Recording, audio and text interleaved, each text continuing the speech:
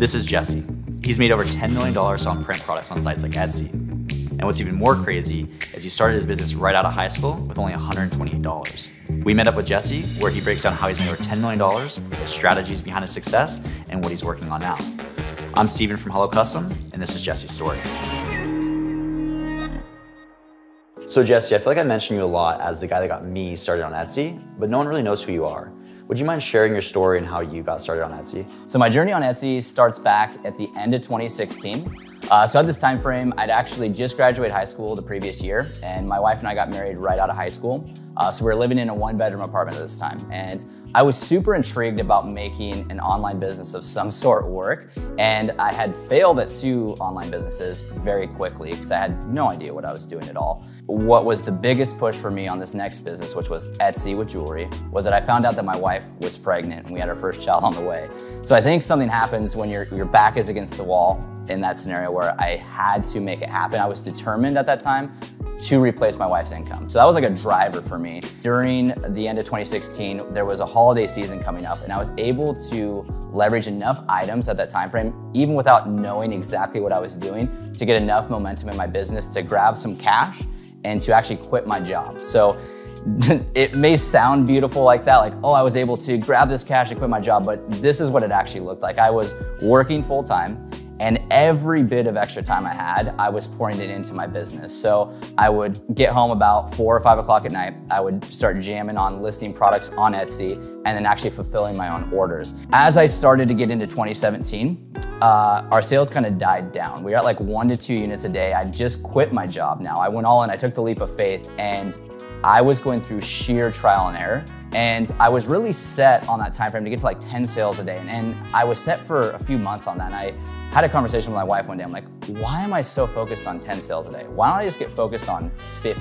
Because I think when you have a target and you're focused on something, things happen over time where you learn new things that align with that target. And I was able to jam through that season and get to the next holiday season, which was where I really got some more momentum in my business. But I knew there was more out there for me. So coming into, from 2018 into 2019, I decided that we were going to leverage the information I had at this point from all the trial and error I'd done with my jewelry, that I was gonna actually start leveraging print products. And it was a new ball game for me. It was graphic based, and it was no longer physical jewelry, where I could really have a lot more to work with there, and I didn't have to have a ton of inventory on hand to really make that happen. So I transitioned into print products in 2018, and the first thing I launched was coffee mugs. By the way, I have no graphic design experience, so everything I was doing was based on market research at that time. I was learning what was working. I was making it work for myself and applying that to my own graphics. So 2019, that Christmas was a big Christmas where we had both our jewelry and our coffee mugs going. I focused all my time and attention from there on out on print products specifically because I loved what I could leverage with the graphic portion of it. Now fast forward to 2023, I ran over $10 million in sales on Etsy and Amazon combined.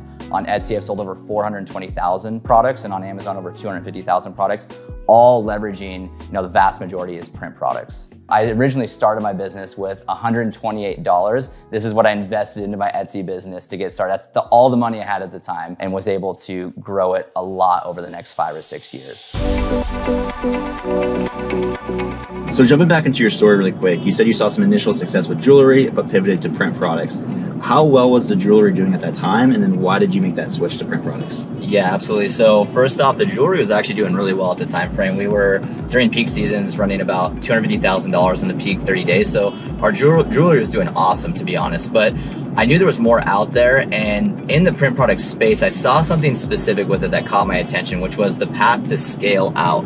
So with jewelry, when you try to scale out jewelry, you have to buy the inventory in, you gotta make the items, you gotta take the photos, you gotta handle all the overhead, and it's a lot more happening there. But in the print product space, you could take, one coffee mug, one t-shirt, one phone case, one canvas, and turn that one individual item into hundreds of highly in demand products.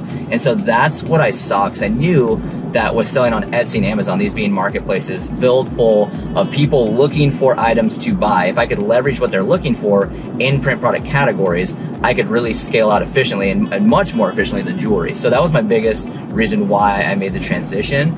And so my focus was really on one product category at a time. and building out my photo templates one time over, my pricing structure, my offer tactics, everything that went into my listings to actually make my offer great, building it out really solid one time, and then scaling out the highly in-demand products contained within that product category. So that was really where, when that clicked in my mind, that was when my business really started to grow, because there's a lot less resistance to actually scale out with print products versus jewelry. And a real big thing with the print products too is not only is it scalable, the search volume in these product categories is massive. And so if you are fulfilling orders for yourself, or you're a POD seller and you're gonna outsource it, you can really, really drive a lot of sales because you're leveraging search volume. Like I was saying, when you're selling on Etsy and Amazon, that's the name of the game. The mom mug, the grandma mug, the cactus mug, the flamingo mug, it's all these different products contained within that give you the potential in the first place.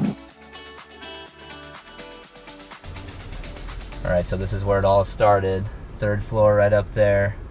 Boom, we were stamping discs at 12 a.m. with all of our neighbors down below. I don't know how they never said anything, but a lot of memories there. That's where it all started, where we founded our jewelry, and the rest is history. Good. All right, so this end suite right here, this is where we launched our coffee mugs out of in 2019, and this is where we broke our first $1 million collectively with everything, so definitely holds a special place in my heart there, and had to move on to bigger places. All right, then this one right here is actually the current building we're in. It's just about 5,500 to 6,000 square feet range, and we've had a lot of growth. We had a $1.3 million month in this building right here.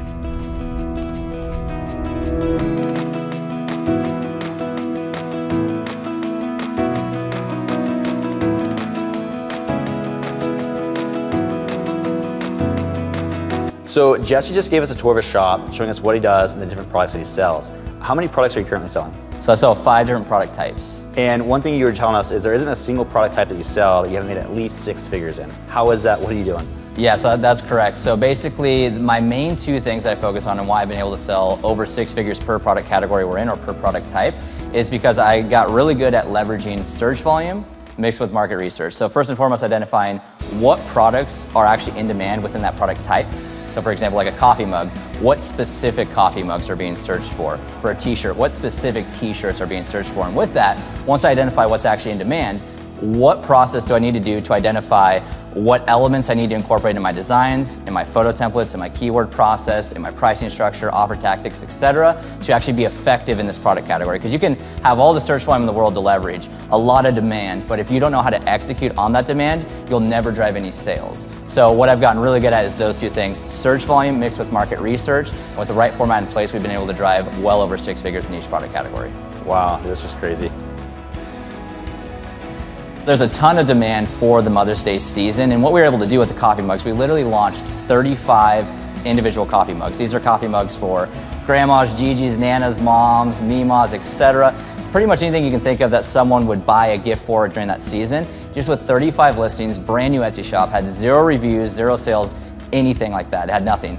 And we were able to actually drive a few thousand sales, get hundreds of reviews laid in, and actually collect a lot of cash to be able to, catapult us into the next season. So whether that's Christmas, Mother's Day, the Father's Day, or even micro events like St. Patrick's Day, 4th of July, you can do with any event out there if there's search volume for the product category you're in, the product type that you're selling through. So I'm a big believer in personalization, and I know you are too. What percentage of your products do you think are personalized? I would say roughly 80 to 90% of my products are personalized. And if you were to take a wild guess, how much more or less do you think you would have sold if none of your products were personalized? Yeah. I mean, honestly, it's a tough question to answer specifically, but I'd say roughly overall, if I had to make a pretty good guess here, I'd say at least my sales would be cut in half, but probably honestly like a third of the overall sales I'd have with non-personalized products. And why do you think that is?